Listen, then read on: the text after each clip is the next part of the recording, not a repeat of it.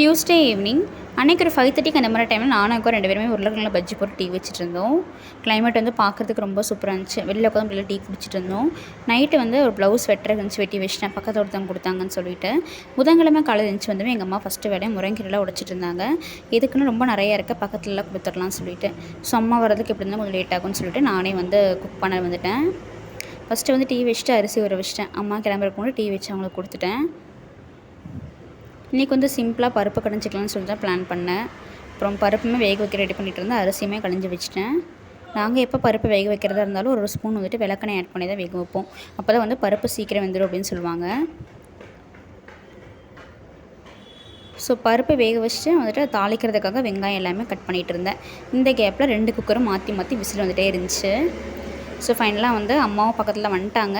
அப்புறம் நானும் பார்த்திங்கன்னா எல்லாமே ரெடி பண்ணி கொடுத்துட்டேன். அம்மா வந்து தாளிச்சிட்டாங்க. ஃபைனலாக சாப்பாடு எடுத்துகிட்டு நானும் ஒர்க்குக்கு கிளம்பிட்டேன்.